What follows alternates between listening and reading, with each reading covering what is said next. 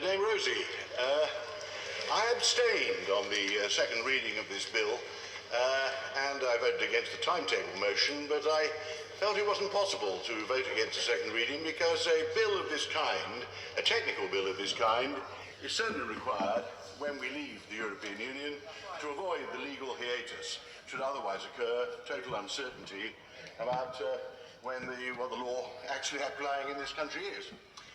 And I abstained rather than supporting it because, for many reasons to come clear in a few of the days of debate to come, I felt the bill goes far beyond its original purpose, and actually it's drafted in such a way that it tries to deprive Parliament of a proper vote and a proper say in perfectly important features. But all that, I hope, will be corrected by a government which we've been assured, and I accept this, is going to listen to this debate and see what is required and what is not.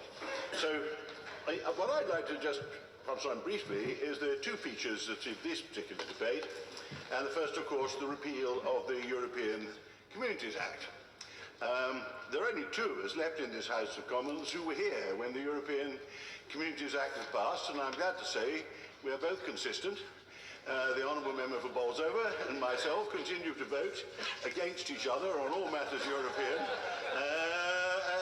and already have done so. I always assure our whips that they can look forward to the Honourable Member for Bolsover supporting them on most of those issues where I shall be voting against them, and I'm sure that will continue to be the case. But on a serious point, the European Community Act was passed, accidentally, on a bipartisan basis, which I helped negotiate when I was then a government whip. That is Labour rebels supporting the majority of the Conservative Party to get us in.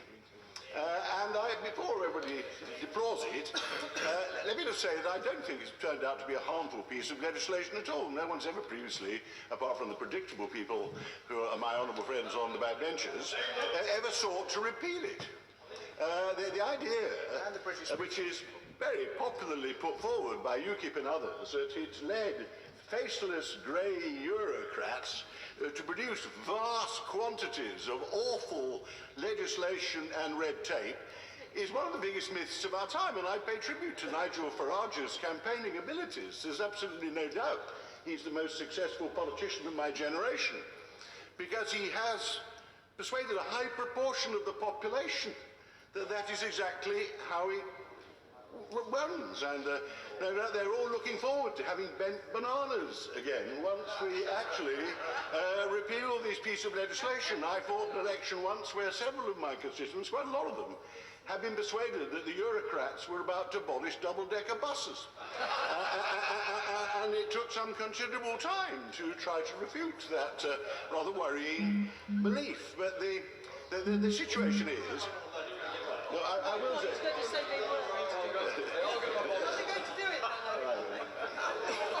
I read out most grateful by rather learning for giving way. His stand on this issue has been completely consistent for decades. But can he stand up before the House and justify staying within the common fisheries policy on ecological, environmental, economic or social grounds? Look forward to seeing what a British fisheries policy is going to actually comprise. The average fisherman I meet, now this is outside this particular debate, I'll be as brief as I conceivably can be, the fishermen seem to believe that if we actually exclude foreign ships from our waters, we can give up all this scientific stuff about conserving stocks, and they'll no longer have any quotas. That is the usual argument put to me. Of course, most British fish is sold in the European Union. It's a very important market for us, and it's inconceivable they could be so vicious as to react to our throwing their ships out by not buying the fish that we are catching. Now, no doubt in due course a more rational British fisheries policy will emerge, and then we'll no doubt debate it in a more comfortable thing. But my honourable friend, I debated against him.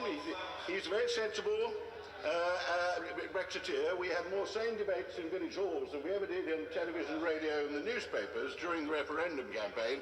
But he faced my question about what regulation would he repeal that a British government had opposed if we left the European Union. And he came out with a list of chemicals and pesticides which he thought the farmers in his constituency would look forward to using again, and I think he was on vulnerable ground.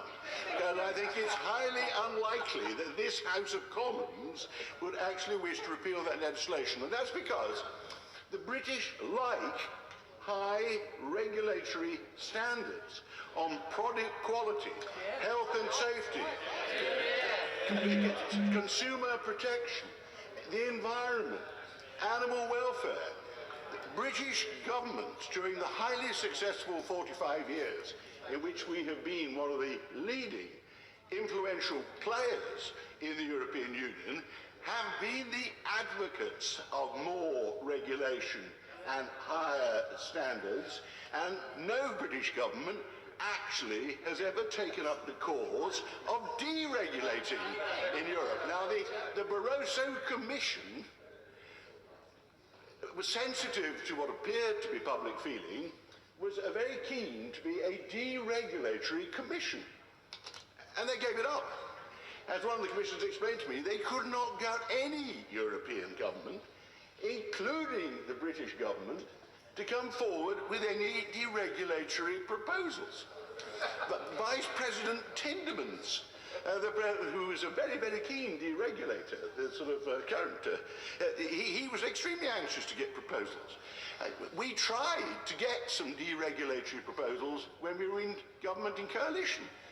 No government department could produce any. That particular department was anxious to repeal. So the joy that some people feel over the repeal of the European Communities Act is, in my opinion, splendidly symbolic. And if there's anybody in this House who knows each of the 1,600 regulations in meticulous detail, it's my honourable friend, the member for Stone. So I'll give that. Indeed.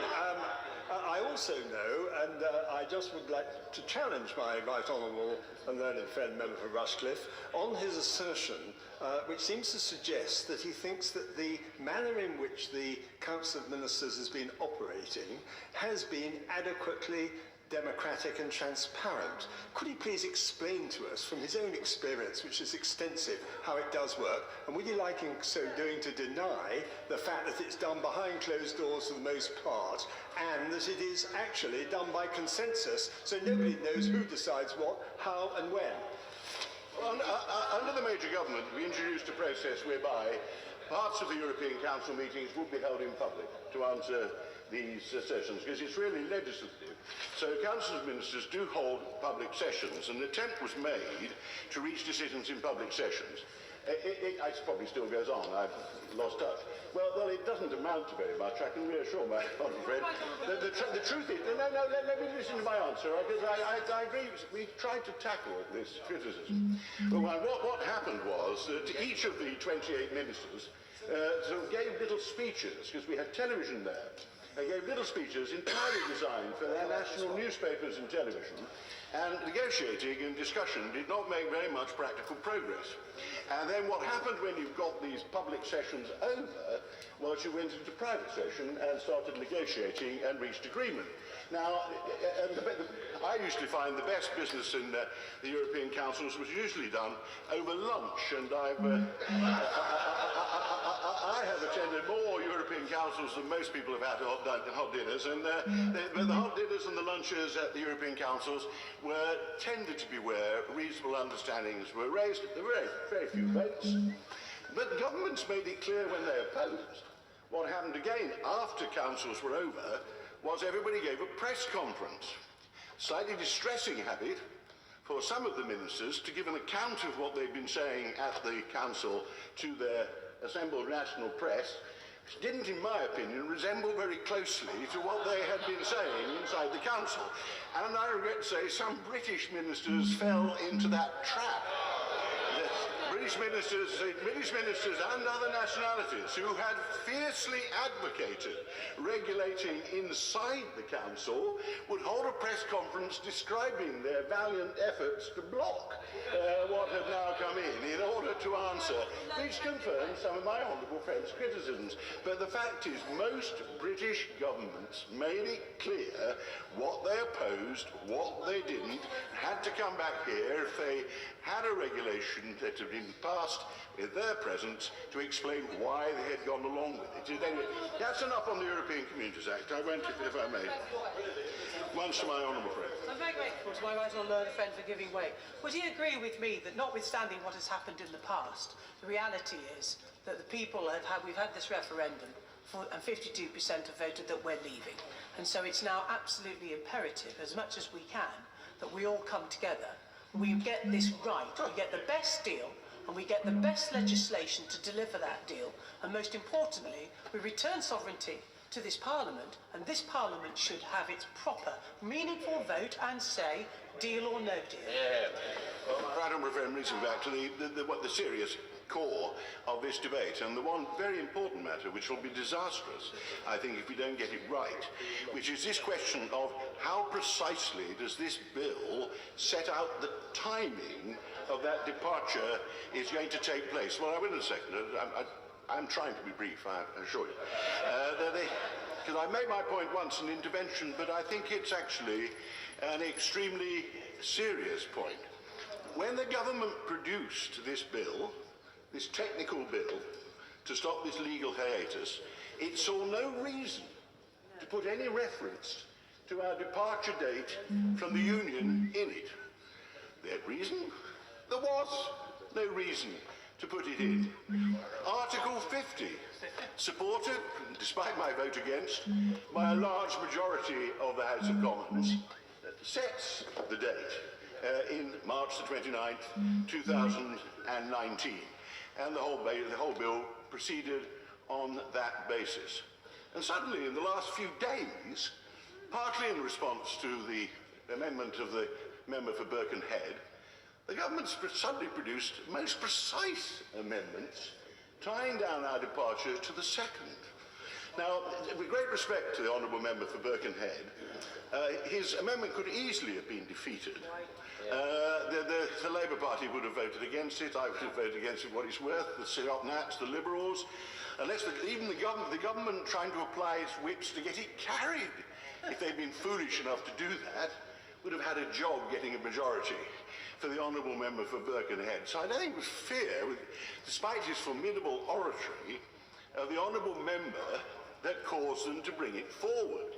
What has happened is that they tried to make a concession to the pro-Europeans, the more moderate members of the backbenchers on this side, by conceding to what I gave when we get there, I think is the obvious common sense, that we are going to have a meaningful, lawful vote on whatever deal is produced, and we are going to have legislation to actually move to the final period. It's not a great concession. Also, with great respect, as we discovered the other day, they haven't quite got it right yet, because all these great processes could take place after we've already left, particularly if the government's amendments are passed, which increases that risk. But having made what might have been seen by some as a dreadful concession, a concession of all people to my right honourable friend, the member for Beaconsfield, and my right honourable friend, the member for Broxton. Shock, horror. What kind of press was that going to produce? What kind of reaction from the 4th row below the gangway behind me? So somebody is urged to bring something we can throw as a sop to the Foreign Secretary and the Environment Secretary and produce this ridiculous amendment. But it is not just ridiculous and unnecessary. It could be positively harmful to the national interest. These negotiations, Honourable Gentleman for giving way. Isn't it fortunate, however, despite what he just said, that the government has time to rethink this? Because my right honourable friend's amendment, it's already been made clear the government will oppose it today, as will the opposition. The government's own amendment doesn't get considered until the 8th day of committee. And so therefore, isn't there ample time for the government, without losing face, to listen to the words of the right honourable gentleman and the good sense of the words he's making and withdraw their amendment before that? I will not try to emulate the eminently sensible advice of the honourable member. And by the time they have to concede this, which I trust they will, then we'll all have forgotten the slightly odd circumstances in which it was produced. And I think he sums up the situation. It is quite unnecessary to actually close down our options as severely as we are with this amendment when we don't know yet, when it is perfectly possible on all precedents that there is a mutually beneficial European and British need to keep the negotiations going for a time longer to get them settled and not to fall into the problems that this bill is designed to avoid. Now, I am going to conclude now with great time to apologise to my honourable friend, but the other things that have come up in this debate are extremely important and we need to be returned to and will be returned to many times in the course of this actual bill's committee stage. The whole question of the obvious need for a transition stage and the obvious need for a transition stage to continue with our relationship on its present terms until the new terms have been clarified and business can smoothly in. That must be reflected in every word of this bill, and we must not actually seek to put obstacles. The Florence speech was a most significant step forward, and indeed it was the only significant step forward that the British have so far taken in the whole negotiating process. I don't know, I suspect, but I don't know whether there are members of the bill whose main efforts are devoted to trying to step back again from the Florence speech, but just in case, I hope the government will welcome all attempts to put the spirit of the Florence speech and indeed its content onto the face of this bill. And I hope we won't have these necessary and detailed discussions, which this debate is just our first, somehow interfered with or shot down when the criticisms get difficult by people saying, oh, you're Ramonas, you're trying to reverse democracy. You have been instructed by the people to leave your atom. You have been instructed by the people to reject the European Court of Justice. The question of a mandate, the referendum, which I had no time for referendums personally, but the referendum certainly settled that the majority wanted to leave the European Union. It settled nothing else.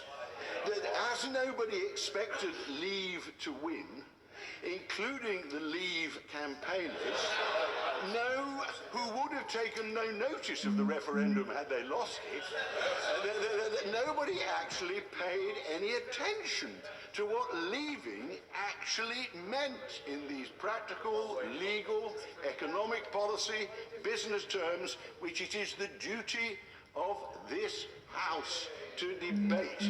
We have no instructions. When anybody mentioned problems of trade and investment and jobs, which are actually only part of the problem, though a hugely important part, waved away by Leave campaigners, the leading Leave campaigners, the present Foreign Secretary, dismissed all that. Politics of fear. Trade would carry on just as before. Investment would flow just as before. That was what the public were assured, and most of them believed, whichever way they eventually voted.